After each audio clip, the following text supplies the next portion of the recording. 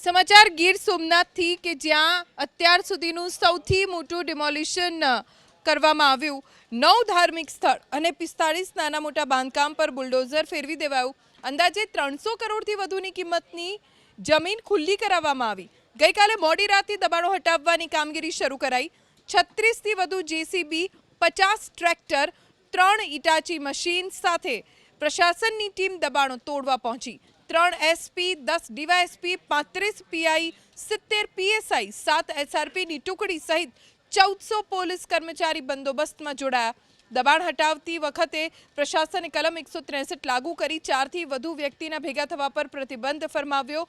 સોમનાથ મંદિર અને નવા બનેલા સર્કિટ હાઉસની પાછળના ભાગે દબાણો દૂર કરાયા। વેરાવળ હાઈવે આસપાસ તેમજ સેન્ટ મેરી સ્કૂલ નજીક ગેરકાયદે બાંધકામ પર બુલડોઝર ફેરવી દેવાયું।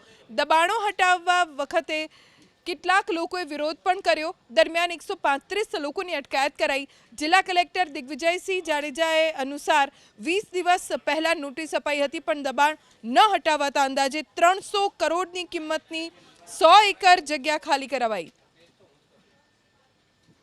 102 एकड़ जगह जो थी हमने खुली करवाई। वहाँ पे 9 जितने रिलीजियस स्ट्रक्चर्स थे और 45 ऐसे स्ट्रक्चर्स है जहाँ पे वो हम टेम्पररी कोई रहता हो, मुसाफर खाना जैसा आप बोल सकते हो, धर्मशाला बोल सकते हो, मुसाफर खाना इससे सब जगह वो यहाँ पे थे।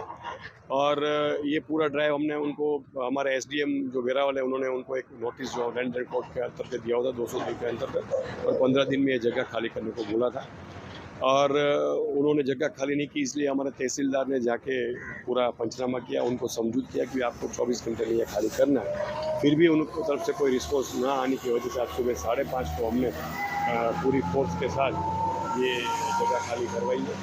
ड्यूरेशन पूरा हो गया है, मलबा पड़ा हुआ है, वो 2 दिन में हम क्लियर करवा देंगे।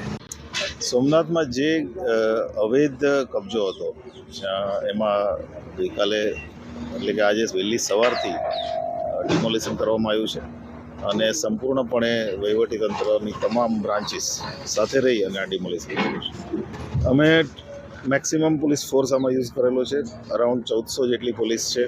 એ સિવાય હોમગાર્ડ, જીઆરડી, એસઆરપી પણ છે અમારી પાસે, કારણ કે આખો બહુ મોટો એરિયા છે જેમાં ડિમોલિશન કરવાનું હતું, એટલે આખો એરિયા અમારે કોર્ડન કરવો જરૂરી હતો, પ્લસ એના એન્ટ્રી એક્ઝિટ પોઈન્ટ સીલ કરવાના હતા। આમાં ડિસ્ટ્રિક્ટની જેટલી પણ એન્ટ્રી એક્ઝિટ પોઈન્ટ છે એ પણ અત્યારે સીલ કરેલા છે અને અત્યારે પીસફુલી તમામ કાર્યવાહી ચાલી રહી છે। સોમનાથ જ નહીં, દ્વારકામાં પણ દૂર કરાયા દબાણો। દ્વારકાધીશ મંદિરને જોડતા માર્ગ પર થઈ ગયા હતા દબાણો। અહીં રસ્તાની બંને બાજુ લારી અને પાથરણાવાળા આવી ગયા હતા, જેને લઈ ટ્રાફિક જામ પણ થતો। એવામાં આજે નગરપાલિકાએ દબાણો હટાવ્યા। 60થી વધુ દબાણ દૂર કરી દુકાનદારોને પણ સ્વચ્છતા જાળવવા સૂચના અપાઈ।